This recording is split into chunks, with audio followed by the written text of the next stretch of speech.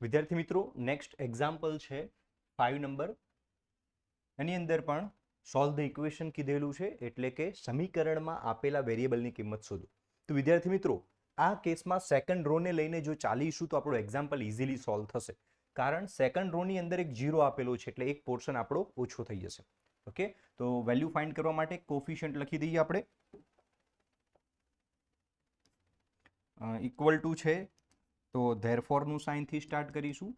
2 એના માટેનું determinant -1થી start કરીશું. સેકન્ડ રો લેવી છે એટલા માટે -1 એનો ડિટર્મિનન્ટ અને x એનો ડિટર્મિનન્ટ અને 0 એનો ડિટર્મિનન્ટ. ઓકે, આટલું લેવાનું છે. વિદ્યાર્થી મિત્રો, યાદ શું રાખવાનું છે? આપણે કઈ સાઇન એપ્લાય કરવાની છે? આ સાઇન એપ્લાય કરવાની છે. સેકન્ડ રોથી જઈએ તો ફર્સ્ટ અને લાસ્ટની ઓપોઝિટ સાઇન. તો સેકન્ડ રોથી જઈએ છીએ એટલે ફર્સ્ટ અને લાસ્ટને ઓપોઝિટ સાઇન આપવાની છે. એટલે 0 વાળો પોર્શન તો લેવાની જરૂર નથી, પણ ફર્સ્ટને ઓપોઝિટ સાઇન આપો એટલે -1ની જગ્યાએ શું થઈ જશે? +1 થઈ જશે. ઓકે, તો -1ની જગ્યાએ +1. ક્લિયર? અને અહીં તો એઝ ઇટ ઇઝ સાઇન જે છે એ જ રહેશે, અને 0 વાળો પોર્શન તો પ્લસ લખો કે માઇનસ લખો કંઈ ફરક નહીં પડે. એનું કારણ લાસ્ટમાં આ ડિટર્મિનન્ટની જે વેલ્યુ છે એને 0 સાથે મલ્ટીપ્લાય કરવાની છે. સો આન્સર 0 જ થશે. તો તમે લખો કે ના લખો કંઈ ફરક પડવાનો નથી. એના ઇક્વલ ટુ આન્સર 0 આપેલો છે.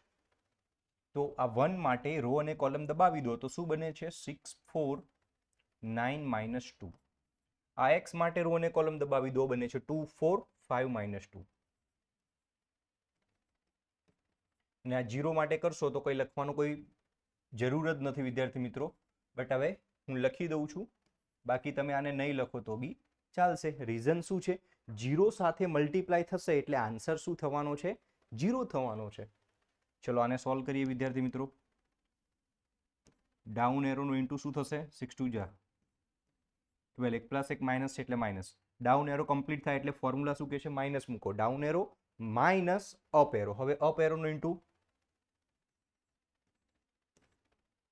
પ્લસ એક્સ 2 2 જા 4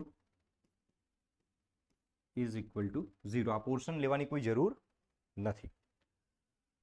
વિદ્યાર્થી મિત્રો, આનો આન્સર શું થશે? 36 -12 -48. આ થશે -24. તો ડાયરેક્ટ આને -24x પણ આપણે લખી શકીએ. Is equal to 0. Therefore -24x 48 સામે જશે તો માઇનસની જગ્યાએ શું થઈ જશે વિદ્યાર્થી મિત્રો? પ્લસ થઈ જશે. હવે x ફાઇન્ડ કરવા છે, 24 નીચે જતું રહેશે.